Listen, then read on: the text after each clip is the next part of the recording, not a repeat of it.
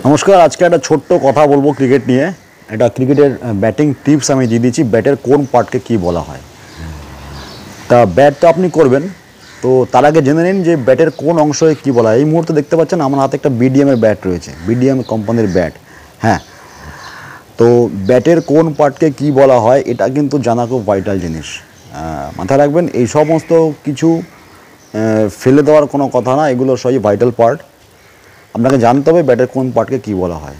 যদি না জানেন, আপনি একদম সরাসরি বলে দিচ্ছি যে আপনি ক্রিকেট খেলতে পারবেন না সারা জীবন চেষ্টা করলেও। আমার কথা একটুখানি করা, কিন্তু যা বলবো আপনাকে সঠিক কথাই বলবো। কারণ ওই উল্টোপাল্টা কথা বলে বিভ্রান্ত করার মতো ভিডিও বানানোর মতন সময় নেই আমার কাছে। তাই আপনাকে বলছি যে ব্যাটের কোন পার্টকে কী বলে সেটা জেনে নিন। জানলে আপনারই উপকার হবে, আমার তো উপকার হচ্ছেই, কিন্তু উপকার আপনারও হবে, সেম সাইড উপকার হবে। যাই হোক না কেন, আমি জানিয়ে দিচ্ছি ব্যাটের এই একটা ব্যাট, এই ব্যাটের অনেকগুলো পার্ট আছে যেগুলো না জানলে না নয়, সেইগুলো আপনাকে জানাচ্ছি। দেখুন, ব্যাটের এই পার্টকে বলে, এই যেটা আপনার ভিতরের দিকে আছে ওই পার্টকে বলা হয় ইনার এজ, আর যেটা বাইরের দিকে যাচ্ছে ওটা বলে আউটার এজ। ধরুন যদি আপনি এভাবে ব্যাট করেন তাহলে এটা হয়ে যাবে আউটার এজ, এটা হয়ে যাবে ইনার এজ। যেটা ইনসাইডের দিকে থাকে, আপনার বডির ভিতরে থাকে, সেটা হবে ইনার এজ, আর যেটা বাইরের দিকে থাকে সেটা হবে আউটার এজ। কেন এই ইনার এজ, এই আউটার এজ, এই সমস্ত কথাগুলো বলছি, এর পিছনে লজিক আছে। নিশ্চয়ই লজিকগুলো নিয়ে আমি বিস্তারিত আরেকটা ভিডিও বানাবো, অনেক ভিডিও বানাবো। তবে সব কিছুর উপরে লজিকটা আমি বলছি, লজিকটা কী লজিক হতে পারে, কেন হতে পারে, কী কারণে এই কথাগুলো বলছি, সব কিছু জানতে হবে। সব কিছু যখন আপনি জানবেন তখন আপনি একজন দক্ষ ক্রিকেটার হবেন। আদারওয়াইজ আপনি ওরকমই ক্রিকেটার হবেন, আর যেরকম লোক হয়ে থাকে আপনি স্পেশাল কিছু হতে পারবেন না। কারণ পুঙ্খানুপুঙ্খানুভাবে সব কিছু জানার দরকার।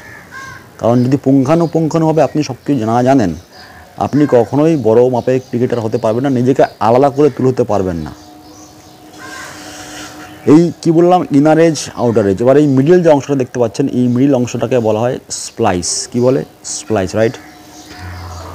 তো এখন কথা হচ্ছে যে ইনার এজ, আউটার এজ আর স্প্লাইস সম্বন্ধে আমাদের একটা ধারণা আসলো। কেন এই সমস্ত কথা বলছি, এর এই ব্যাটের অংশগুলো চেনারই বা কী দরকার? আমি তো সোজা গিয়ে ব্যাট ধরে ব্যাট করতে পারি। তা আমার এই ব্যাটের অংশ চেনা তো কোনো দরকার নেই। দরকার আছে, খুব ভালো মতোই দরকার আছে। যারা একটু আপার লেভেলের ক্রিকেট খেলেন, যারা এই ভিডিওটা এই মুহূর্তে দেখছেন, তারা আমার কথাটা নিশ্চয়ই বুঝতে পারছেন কেন এই কথাগুলো বলছি। যারা নিউ ক্রিকেটার, সবেমাত্র ক্লাব জয়েন করেছেন বা অনেক ধরেই ক্রিকেট খেলছেন, বাট হয়তো আপনার ভাগ্য খারাপ, এই ক্লাবের লোকেরা আপনাকে জানায়নি, তাই আমি আপনাকে জানান দিয়ে দিচ্ছি এই অংশগুলোকে এইগুলো বলে। এগুলো কেন জানাচ্ছি তার পিছনে অনেক বড় লজিক আছে।